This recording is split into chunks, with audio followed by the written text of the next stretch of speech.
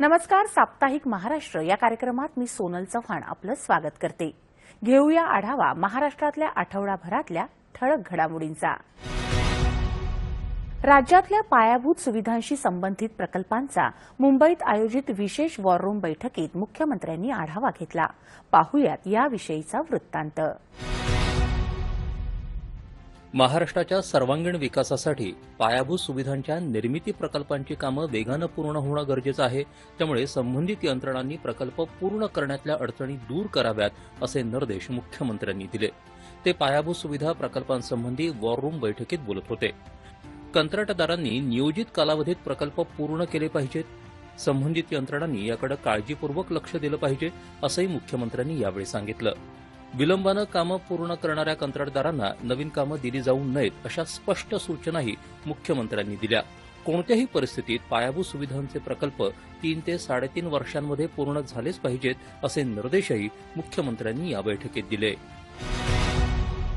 राज्याला अत्याधुनिक तंत्रज्ञान क्षेत्रात देशात आघाडीवर नेण्याच्या उद्देशानं मुख्यमंत्र्यांनी राज्याच्या पहिल्या महाराष्ट्र क्वांटम धोरण आणि महाराष्ट्र डीप टेक धोरण यांना मान्यता दिली. जाणून घेऊया याविषयीचा सविस्तर वृत्तांत.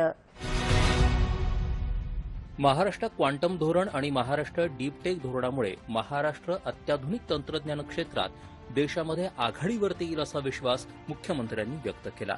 मुख्यमंत्र्यांच्या अध्यक्षतेखाली या धोरणासंदर्भात झालेल्या बैठकीत ते बोलत होते. संपूर्ण डीप टेक परिसंस्थेसाठी व्यापक धोरण राबवणारं महाराष्ट्र हे देशातलं पहिलं राज्य ठरणार असल्याचं मुख्यमंत्र्यांनी सांगितलं. राज्यात संशोधन, नवोन्मेष, गुंतवणूक आणि उच्च कौशल्यावर आधारित रोजगार निर्मितीला चालना देण्यासाठी ही दोन्ही धोरणं महत्त्वपूर्ण ठरणार आहेत असं मुख्यमंत्री म्हणाले. महाराष्ट्राला जागतिक तंत्रज्ञान केंद्र म्हणून विकसित करण्याच्या राज्य शासनाच्या व्यापक दृष्टिकोनाचा हा भाग असून या दोन्ही धोरणांच्या अंमलबजावणीमुळे महाराष्ट्रात उच्च तंत्रज्ञान क्षेत्रातली गुंतवणूक, संशोधन, नवोन्मेष आणि रोजगार निर्मितीला मोठी चालना मिळेल असा विश्वास मुख्यमंत्र्यांनी यावेळी व्यक्त केला. मुंबईतल्या मालाड इथं जागतिक दर्जाचा मीडिया हब उभारण्यासाठी विशेष उद्देश कंपनी स्थापन करायला मुख्यमंत्र्यांनी नुकतीच मंजुरी दिली. पाहूया याविषयीचा वृत्तांत. मुंबईत मालाड इथल्या आकाशवाणीच्या जागेवर जागतिक दर्जाचा एकात्मिक चित्रपट आणि दूरदर्शन मीडिया हब उभारण्यासाठी महाराष्ट्र शासन आणि प्रसार भारती यांनी संयुक्तपणे विशेष उद्देश कंपनी स्थापन करायला मुख्यमंत्र्यांनी मान्यता दिली. प्रसार भारती सोबत झालेल्या सामंजस्य करारासंदर्भात मुख्यमंत्र्यांच्या अध्यक्षतेखाली मुंबईत बैठक झाली. त्यावेळी ते बोलत होते. सध्या या जागेवर NDZ आणि CRZचे नियम लागू असल्यामुळे केवळ मर्यादित क्षेत्रावर विकास शक्य आहे. संपूर्ण विकास करण्यासाठी विकास नियंत्रण नियमावली सुधारणा कराव्या लागणार आहेत असं मुख्यमंत्र्यांनी सांगितलं.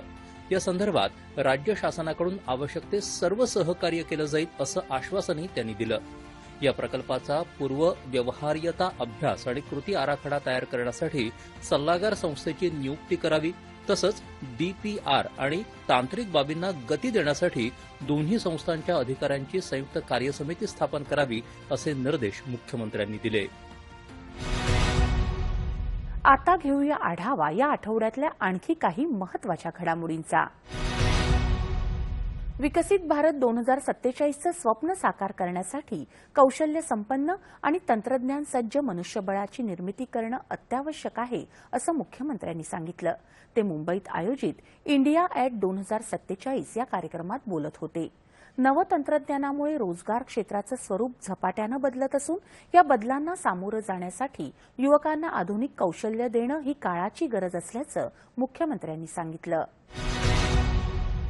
इलेक्ट्रॉनिक्स उत्पादन आणि आधुनिक वितरण उद्योगांच्या विस्तारासाठी राज्य शासन सर्वतोपरी सहकार्य करेल अशी ग्वाही मुख्यमंत्र्यांनी उद्योजकांना दिली.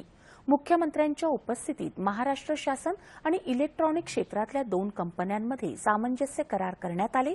त्यावेळी ते बोलत होते. ठाणे शहरातल्या धोकादायक इमारतींमधल्या नागरिकांना तत्काळ दिलासा मिळावा यासाठी क्लस्टर योजनेला गती देण्याचे निर्देश उपमुख्यमंत्री एकनाथ शिंदे यांनी संबंधित अधिकाऱ्यांना दिले आहेत. उपमुख्यमंत्र्यांनी ठाणे समूह विकास प्रकल्प आणि MIDC बाबत आढावा घेतला. त्यावेळी ते बोलत होते. अल्पसंख्याक समाजाचा सर्वांगीण विकास साधण्यासाठी राज्य शासन कटिबद्ध असून अल्पसंख्याक विभागातली रिक्त पदं कालमर्यादेत तातडीनं भरण्याची प्रक्रिया गतिमान करावी असे निर्देश उपमुख्यमंत्री सुनेत्रा पवार यांनी दिले आहेत. त्या मुंबईत संबंधित विषयाच्या बैठकीत बोलत होत्या. विविध योजनांचा लाभ पात्र लाभार्थ्यांपर्यंत प्रभावीपणे पोहोचवण्यासाठी विशेष प्रयत्न करावेत असंही त्यांनी यावेळी सांगितलं. या होत्या राज्यातल्या गेल्या आठवडाभरातल्या महत्त्वाच्या घडामोडी. पुन्हा भेटूयात पुढील भागात. तोपर्यंत नमस्कार.